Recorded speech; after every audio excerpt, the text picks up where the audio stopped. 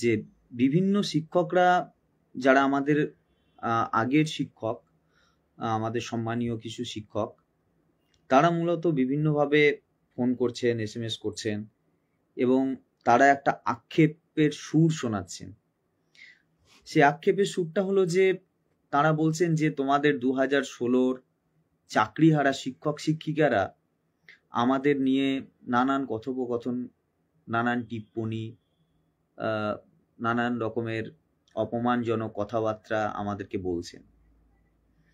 মূলত যারা ফোন করছেন বা যারা এটা মনে করছেন যে 2016-র SLSTর চাকরিহারা শিক্ষক শিক্ষিকারা টেটকে কেন্দ্র করে আমাদের সিনিয়র যে টিচাররা আছেন তাদেরকে কটাক্ষ করছেন বা তাদেরকে অপমান করছেন বিভিন্ন লেখার মধ্যে দিয়ে, তাদের কিন্তু একটু বুঝতে ভুল হচ্ছে। 2016-র SLSTর চাকরিহারা শিক্ষক শিক্ষিকারা কেউই এটাতে আনন্দ পাচ্ছে না যে টেট দিতে হবে প্রত্যেকটা শিক্ষকদের। মূলত তাদের কটাক্ষের জায়গাটা, তাদের অভিযোগের জায়গাটা একটু বোঝার আছে। যে লয়াররা বিশেষ রাজনৈতিক উদ্দেশ্য সাধনের জন্য 2016-র SLST টিচারদের সকলকে ফ্রড আখ্যা দিয়েছিলেন, তারাই এবং তাদেরই রাজনৈতিক মদতপুষ্ট একটি শিক্ষক সংগঠন যারা চাকরি বাতিল হওয়ার আনন্দে আপ্লুত হয়ে স্কুলে স্কুলে মানে বিরাট এক উৎসব বা আনন্দ যজ্ঞের আয়োজন করেছিলেন, তাদের আজকের বক্তব্যগুলো যখন আমরা শুনছি বা তাদের ওই মদতপুষ্ট উকিলদের মরা কান্নাগুলো যখন আমরা দেখছি বা 2016 টিচাররা দেখছে, কটাক্ষটা তাদেরকে করছে। কারণ 16-র চাকরিহারা শিক্ষকরা কোনোদিনই চায় না যে শিক্ষকদের উপরে কোনো সংকট নেমে আসুক। এই টেট নতুন করে চাপিয়ে দেওয়া, এই চাপিয়ে দিচ্ছে কিন্তু সুপ্রিম কোর্ট। এই সুপ্রিম কোর্ট, যে সুপ্রিম কোর্ট আমাদেরও চাকরি খেয়েছে। আমরা সেই সময় রাস্তায় নেমে বারবার এটাই বোঝাতে চেয়েছি যে এটা আসল একটা সুপরিকল্পিত রাজনৈতিক ষড়যন্ত্র, এবং সেই ষড়যন্ত্রের কথা আমাদের পুরনো যারা শিক্ষক শিক্ষিকা আছেন তাদের একটা অংশ অবশ্যই বুঝেছিলেন এবং আমাদের পাশে থেকেছিলেন, এবং তাদেরকে তার জন্য আমরা ধন্যবাদ জ্ঞাপন করি। কিন্তু যারা আমাদের এই দুর্দিনে অট্টহাস্য করেছিলেন এবং স্কুলে স্কুলে আমাদের সেগুলো শুনতে হয়েছে যে এই চাকরিটা যাওয়ারই ছিল এবং এই চাকরি যাওয়াটা ভালো হয়েছে, সরাসরি বলেছেন। এরকম প্রচুর স্কুল আছে, প্রচুর টিচার আছে যারা বলেছেন। মূলত ক্ষোভটা তাদের প্রতি, যারা বিশেষ রাজনৈতিক মদতপুষ্ট সংগঠন, যারা 2016 SLST চাকরি বাতিল নিয়ে মাতম করেছিলেন, তাদের নিয়ে কটাক্ষ করছেন আমাদের 16-র SLST টিচাররা। সার্বিকভাবে কোনো টিচার এবং শিক্ষা জগতের উপর আক্রমণ আশাকে আনন্দ আপ্লুত করে দেখার কোনো জায়গা নেই, সাংগঠনিকভাবে তো নেই আমাদের। যে সমস্ত টিচাররা এটা করছেন তারা খুব আক্ষেপের সুরে এবং কষ্ট নিয়ে, যন্ত্রণা নিয়ে করছেন, এবং সেই করাটা তাদের জন্য করছেন যারা আমাদের বিরুদ্ধে কথা বলেছিলেন, যারা আমাদের এই চাকরি হারানো নিয়ে মজা করেছিলেন, এবং তারা বিশেষ বিশেষ রাজনৈতিক শিক্ষক সংগঠনের অংশীদার, এবং যারা মনে করেছিলেন এটা খুব ভালো হচ্ছে, যাদের লয়ারদের সমর্থন তারা করেছিলেন। তাই আপনারা ভুল বুঝবেন না, এটুকুই আমরা আমাদের পক্ষ থেকে বলি যে আমাদের যারা আমাদের পাশে ছিলেন তারা তো ছিলেন, তারা সেই সময়তেই ভুলটা বুঝতে পেরেছিলেন, এবং একটা বড় অংশের মানুষ, বড় অংশের শিক্ষক শিক্ষিকা তারা বুঝতে পেরেছিলেন যে এই 2016 SLST চাকরি বাতিল যেটা সুপ্রিম কোর্টের উদ্যোগে হয়েছে, এটা আসলে সুপ্রিম কোর্টেরই উদ্যোগে হয়নি। সুপ্রিম কোর্টের যারা এই জাজমেন্ট দিয়েছিলেন তারা আসলে অন্য বড় কোনো মাথার নির্দেশেই এই কাজটা করেছিলেন। মনে পড়ে সেই দিন যেদিন ওয়াকাপের বিল পাস হয়েছিল, আর তার পরের দিনই হঠাৎ করে সুপ্রিম কোর্টের ওয়েবসাইটে আমাদের জাজমেন্টের ডেট ঘোষণা হয়েছিল, আর রাতারাতি গিয়ে সমস্ত অর্ডার কপিটা পড়লে আমাদের পক্ষে ছিল, কিন্তু জাজমেন্টটা গেল আমাদের বিপক্ষে। সুতরাং সেটাই বোঝা গিয়েছিল যে এটা রাজনৈতিক চক্রান্ত। সেদিন যারা উপলব্ধি করেছিলেন আজকে তারা আরো ষড়যন্ত্রটা বুঝতে পারছেন। হতে পারে আমাদের যারা আর এর পরেও যারা শিক্ষকতা করবেন, হতে পারে তাদেরকে বলবে প্রত্যেক 6 মাস অন্তর অন্তর একটা পরীক্ষা দিয়ে আপনি নিজের যোগ্যতা প্রমাণ করুন। আরো অনেক কিছু হতেই পারে। তাই এখনো যারা ওই মানে অন্যের মানে সমস্যা দেখে, অন্য শিক্ষকের সমস্যা দেখে তারা আনন্দ নিচ্ছেন বা কোনো রাজনৈতিক দলের সমর্থক বলে অন্য সরকারের বা ইয়ের প্রতি বিরোধিতা থাকার কারণে তারা ভাবছেন যে সরকারকে জব্দ করছি, এটা আসলে সরকার জব্দ হয়নি, আমরা জব্দ হয়েছি, সমস্যা আমরা পড়েছি, সরকার হয়নি। তাই আপনাদের দৃষ্টিভঙ্গির পরিবর্তনের প্রয়োজন আছে। 2 নম্বর কথা হচ্ছে, কিছুদিন আগেই ঝাড়খণ্ডে একটা কেসের শুনানি হয়েছিল। সুপ্রিম কোর্ট সেখানে তাদেরকে ন্যায় পাইয়ে দিয়েছিলেন। কেন? মূল মুদ্রা ছিল অথরিটির ভুলের জন্য অংশগ্রহণকারীরা ক্ষতিগ্রস্ত হতে পারে না, এটা ছিল মূল মুদ্রা। কালকে ইউপিতে 4র্থ শ্রেণীর যে মানে কর্মচারীদের কেসটা ছিল, প্রায় 8 বছর কর্মরত সেই চাকরিজীবীদের নিয়ে চ্যালেঞ্জ হয়েছিল, সেই জাজমেন্ট আজকে এসেছে, আপনারা পাচ্ছেন সব জায়গায়।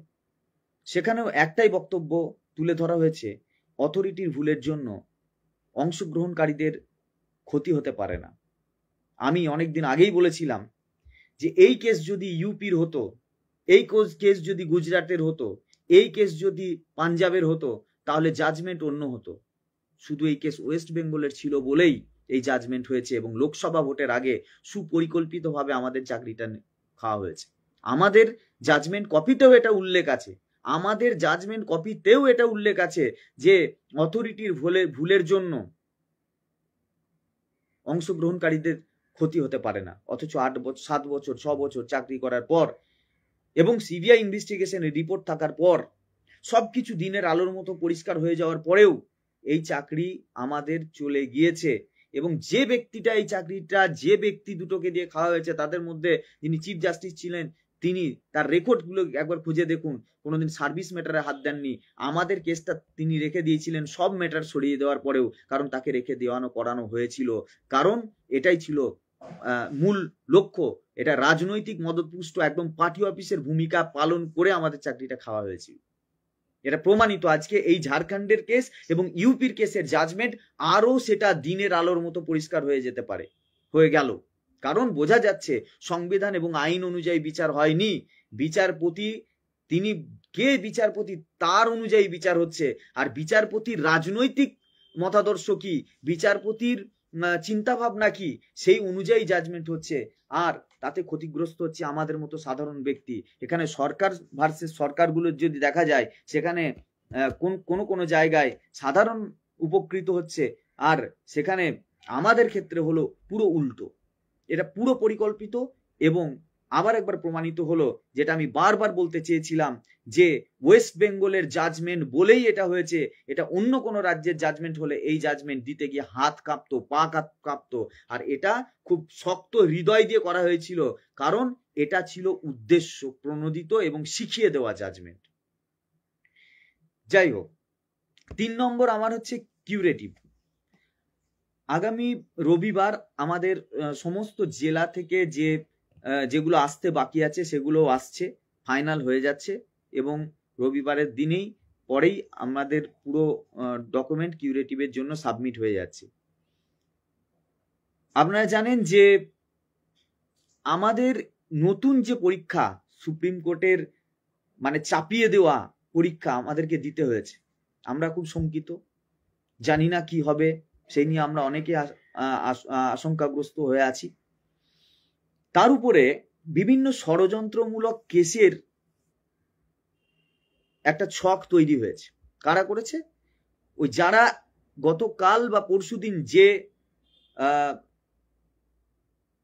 মানুষ বলবো না, ভ্যাম্পায়ার, ব্ল্যাক কোটের ভ্যাম্পায়ার, যারা রাজনৈতিক উদ্দেশ্যে কোর্টকে ব্যবহার করে এবং রাজনৈতিক উদ্দেশ্যে কোর্ট পাড়ার মধ্যে একটা সিন্ডিকেট রাজ চালিয়ে রেখেছে। তারা বিভিন্নভাবে বিভিন্ন ষড়যন্ত্রের ছক কষছে এবং বিভিন্ন জনাকে ভুলভাল ভাবে বুঝিয়ে তাদের কাছ থেকে লুটছে। এখানে ওই যে একটা আপনারা জানেন যে আমি একটু আগে বললাম যে ঝাড়খণ্ডের কেসটাতে সুপ্রিম কোর্ট ক্লিন চিট দিয়েছে। যারা এই উকিলদের পাল্লায় পড়ে ইন সার্ভিস মানে আমাদের 2016 SLSTর গেজেটের বিরুদ্ধে কেস করতে যাচ্ছে, তারা কি ওই কেসটা সম্পর্কে তাদের লয়ারকে কিছু জিজ্ঞাসা করেছে? তাহলে কোন জয়ের আশায় তারা এই লয়ারদের দ্বারা পরিচালিত হচ্ছে? জানি না। ঠেকে শেখা বলো, ঠকে শেখা ভালো। প্রথমত হচ্ছে ঝাড়খণ্ডের কেসটায় 25% ইন সার্ভিসদের জন্য রিজার্ভেশন ছিল। ইন সার্ভিস প্রাইমারি টিচার যারা টিজিটির জন্য অ্যাপ্লাই করেছিল তাদের 25% তাদেরকে রিজার্ভেশনে রাখা হয়েছে।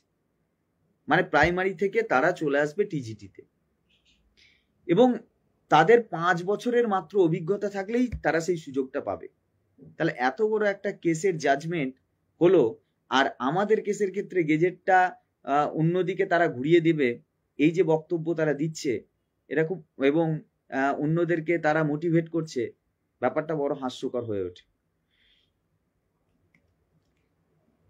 5 হচ্ছে আমাদের পরীক্ষার সম্পর্কে কিছু বিষয় রটছে, এ বিষয়ে আমাদের কাছে কোনো তথ্য নেই।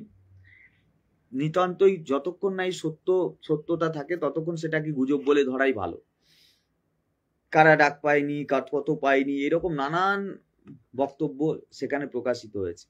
সেগুলো পুরোপুরি একটা ভুল এবং গুজব বলা যায়, এরকম কোনো তথ্য নেই। কারণ এখনো পর্যন্ত স্ক্যান কমপ্লিট হলো না, মূল্যায়ন কমপ্লিট হলো না, কত ডাক পাচ্ছে কত পাচ্ছে না সেগুলো যেগুলো সোশ্যাল নেটওয়ার্কে ছড়িয়ে পড়ছে এবং আপনারা অনেকবার ফোন করছেন, ব্যাপারগুলো সত্য নয়।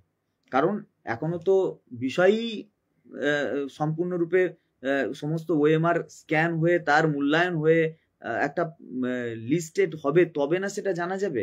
সুতরাং এগুলো সঠিক নয়। একটা জিনিস হচ্ছে, যেহেতু বিভিন্ন রকমের সার্টিফিকেট সংক্রান্ত জটিলতা আছে, এবার ওবিসি দুটো ভাগে ভাগ হয়ে গেছে। কিছু জন পুরনো ছিল তারা নতুন ওবিসি হিসাবে এসছে,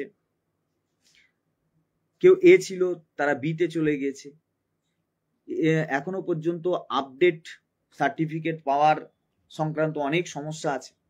সবকিছুকে মাথায় রেখে স্কুল সার্ভিস কমিশন ডকুমেন্ট ভেরিফিকেশনের কাজটা সেন্ট্রালি করতে চাইছে, যাতে তাদের তত্ত্বাবধানে থাকে এবং কোনো সমস্যা এলে সেটাকে তড়িঘড়ি সমস্যার সমাধান করা যায়। তা ডকুমেন্ট ভেরিফিকেশনের কাজটা নভেম্বরে হবে, এবং নভেম্বরের মধ্যেই ডকুমেন্ট ভেরিফিকেশন বা রেজাল্ট আউট এটা হওয়ারও সম্ভাবনা আছে। হ্যাঁ, ডকুমেন্ট ভেরিফিকেশনের কাজটাও নভেম্বরেই হবে এবং কেন্দ্রীয়ভাবে হবে। এটা কলকাতাতেই হওয়ার কথা এখনো পর্যন্ত প্রচলিত আছে, মানে নির্দিষ্ট আছে। যেহেতু একটা প্রসেস চলছে, অনেক মানে ভীষণ একটা জটিল পরিস্থিতির মধ্যে দিয়ে প্রসেসটা চলছে, তার জন্য দপ্তরগুলোর মধ্যে বারবার আলোচনা হচ্ছে, মত তৈরি হচ্ছে, মতের পরিবর্তন ঘটছে। তাই পুরোপুরি চূড়ান্তভাবে কোনো কিছু নির্দিষ্ট হয়নি। যদি প্রসেস, অনেকে এটাও বলছেন যে প্রসেসের যে, তাহলে কি এর মধ্যে যদি ইন্টারভিউ নভেম্বরে হয় তাহলে ডিসেম্বরে শেষ কি করে হবে? যদি শেষ না হয় তাহলে সেটা এক্সটেনশন হবে, এক্সটেনশন করাবে তারা সুপ্রিম কোর্টে গিয়ে। সে পর্যন্ত তাদের চিন্তা ভাবনার মধ্যে আছে এবং সেগুলো তাদের আলোচনার মধ্যে ছিল, আলোচনার মধ্যে হয়েছে কথাবার্তা যে এক্সটেনশন হবে। যদি তারা নির্দিষ্ট সময়ের মধ্যে প্রসেস কমপ্লিট করতে না পারে, তারা আরো সময় চেয়ে আসবে সুপ্রিম কোর্টের কাছ থেকে। আর একটা হচ্ছে যে আমরা জানি যে বিভিন্ন সাবজেক্টে বিভিন্নভাবে সিট কমে গেছে, বা এবার প্রতিদ্বন্দ্বীর সংখ্যা অনেক বেড়েছে, ফলে আপডেট সিট সেই নিয়েও তাদের দুটো দপ্তরের মধ্যে, শিক্ষা দপ্তর এসএসসির মধ্যে দফায় দফায় আলোচনা চলছে। যদি এই আলোচনাগুলো চলতে থাকবে, এখনো পর্যন্ত আপডেট সিট দেবে না এরকমও কোনো খবর নেই, কিন্তু আপডেট সিট নিয়ে তাদের মধ্যে আলোচনা হচ্ছে। এসএসসিও বিভিন্ন রিপোর্ট পাঠাচ্ছে, হতে পারে আপডেট সিটের একটা জায়গা বা একটা পরিসর তৈরি হতে পারে। আমি প্রথমেই বললাম যে যেহেতু একটা জটিল প্রসেস এবং বড় প্রসেস, এই প্রসেসটা কোর্টেরও একটা নজরদারি আছে, তাই এই প্রসেসটা যেহেতু কোর্টের নজরদারিতেও আছে, তাই অত্যন্ত সূক্ষ্মভাবে এবং সন্তর্পণে করার চেষ্টা করছে বলেই একটু লেট হচ্ছে। এবং বাকি এই যে দফায় দফায় আলোচনাটাও তাদের মধ্যে হচ্ছে এবং সিদ্ধান্তটা আবার পরিবর্তন, এই নানান রকমের পরিবর্তনের মধ্যে দিয়েই কিন্তু এগিয়ে চলছে প্রসেস।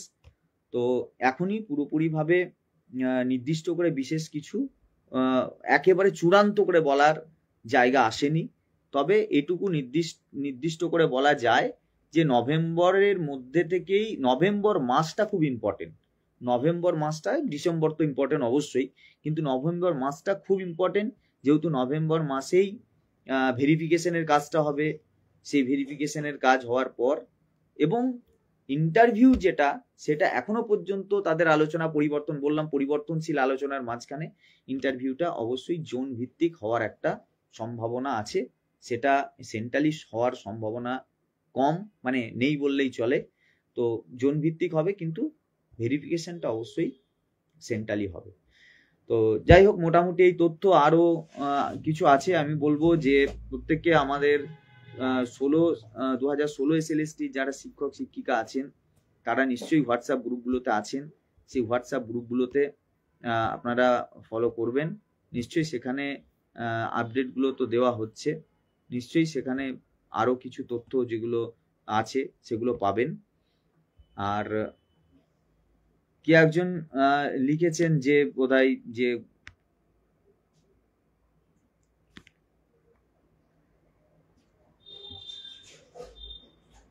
একজন একটা বড় লেখা লিখেছেন, মানে ওনার প্রশ্নটা উনি জানতে চেয়েছেন, সেটা নিশ্চয়ই জানানো দরকার। যে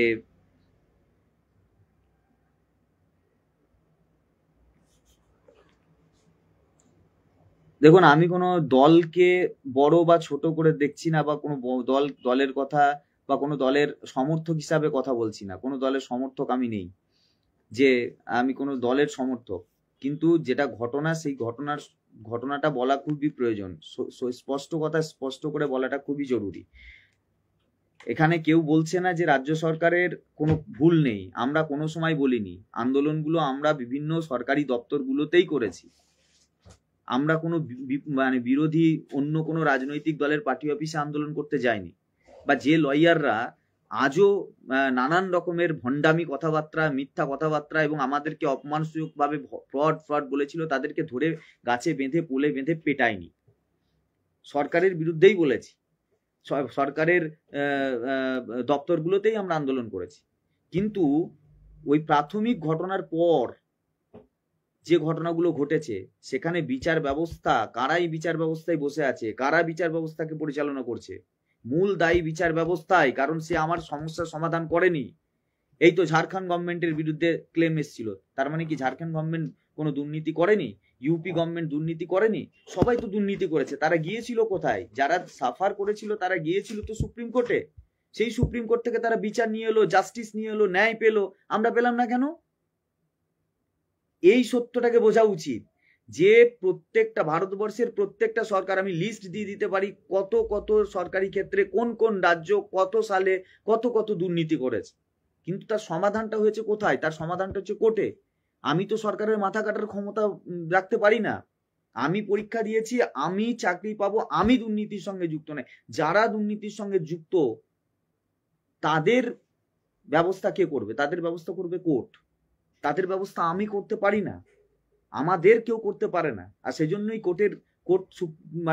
কোর্টের দরজায় আমাদের যেতে হয়। তাহলে যে বিচারপতিরা চোখের সামনে সব কথা লিখে দিল, তারা সবকিছু তুলে ধরলো, টেন্টেড কারা আনটেন্টেড কারা, সিবিআই রিপোর্ট দিল, জলের মতো সব পরিষ্কার হয়ে গেল, তারপরে বলল যে পরীক্ষা পদ্ধতি ভুল, অথচ সেটা নিয়ে আলোচনা করলো না। এবং যিনি নিজেই বললেন পরীক্ষা নেওয়াটাই খুব জটিল, এটা সম্ভব নয়, অথচ তিনি প্যানেলটাকে ক্যান্সেল করে দিলেন। তো এখানে টার্গেট পয়েন্টটা বুঝতে হবে যে প্রধান কেন্দ্রবিন্দু কে আমার প্রথম সমস্যার কেন্দ্রবিন্দু। দুর্নীতি হয়েছে, এটা তো কেউ অস্বীকার করছে না, আমরা কেউ অস্বীকার করছি না দুর্নীতি হয়েছে। আর দুর্নীতি হয়েছে বলেই তো কোর্টে গিয়েছি। কিন্তু আমরা কেউ দুর্নীতির মধ্যে পড়ছি কি? লড়াই ঝামেলাটা ছিল কোথায়? ঝামেলাটা ছিল tainted versus waiting versus state of West Bengal, তিনজনের মধ্যে। আমরা কারা ছিলাম? আমরা এই আবর্তের মধ্যে ছিলামই না, আমাদেরকে জোর করে টেনে আনা হয়েছে, উদ্দেশ্য প্রণোদিতভাবে টেনে আনা হয়েছে। লক্ষ্য ছিল অন্য, যে লক্ষ্যটা ছিল সেই লক্ষ্যটা তারা পূরণ করতে পারেনি, যে উদ্দেশ্য ছিল সেই উদ্দেশ্য পূরণ করতে পারেনি। টার্গেট হয়েছি আমরা, ক্ষতিগ্রস্ত হয়েছি আমরা। সরকার ক্ষতিগ্রস্ত হয়েছে? ক্ষতিগ্রস্ত হয়নি। লাভবান যারা হতে চেয়েছিল তাদের অন্য উদ্দেশ্য ছিল। সুতরাং ব্যাপারগুলো না বুঝে না বলাই ভালো। যাই হোক,